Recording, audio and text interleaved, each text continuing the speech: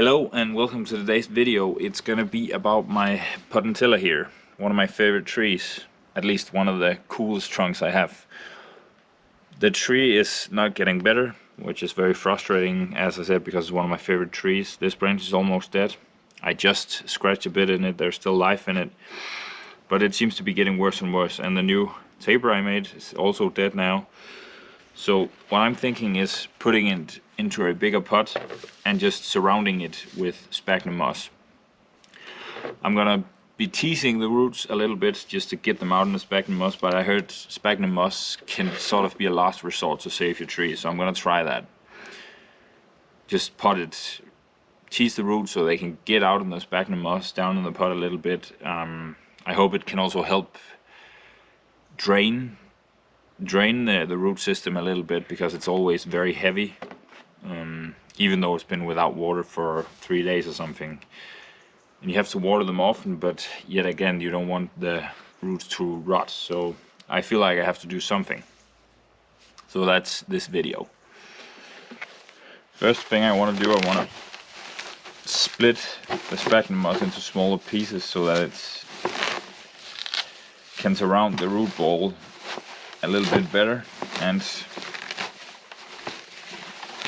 the chances of get maximum oxygen and air in there also. Then I want to try to take it out of the pot and be as gentle as possible.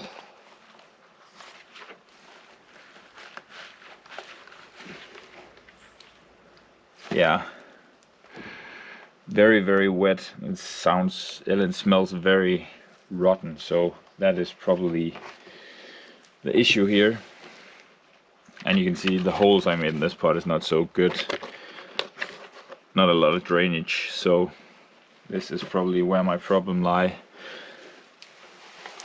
And I can't even see any roots on the outside really, and it smells a bit rotten. So what I'm gonna do now is tease the root a little bit. See, there's practically nothing.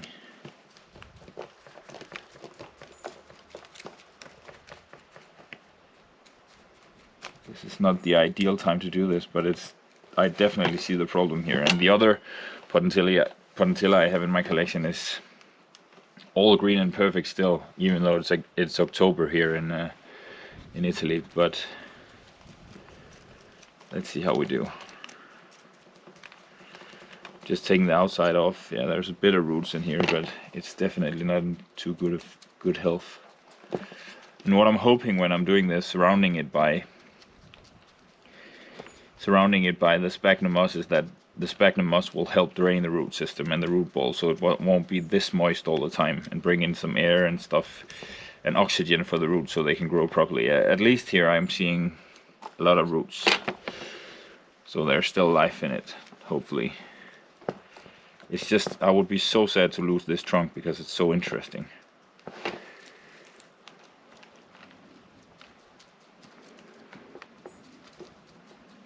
And we'll see if it survives, because this is not the perfect time of year to tease the roots, but I really want them to try to go out into the sphagnum, grow out into the sphagnum moss very fastly, so not all of the roots are stuck inside this terrible wet mess.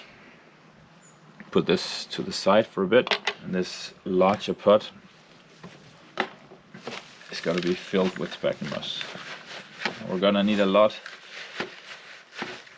because it'll be compacted a lot, and when you put pressure from the tree being in the pot, it'll, okay, maybe that's a bit too much. Let's see here.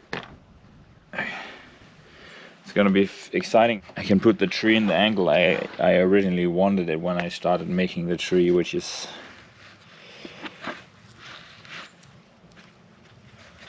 this way. I need to see it from a better angle, which is sort of like this, I would say. Yes.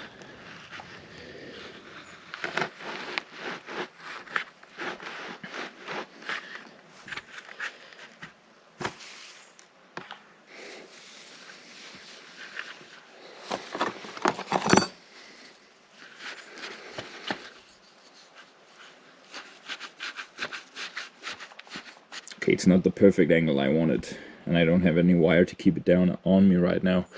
But it'll do, because I'll repot it in the spring, or maybe next year, depending on the health of the tree. I don't want to tease it too much. It might get even worse. Right now I'm just hoping it'll survive.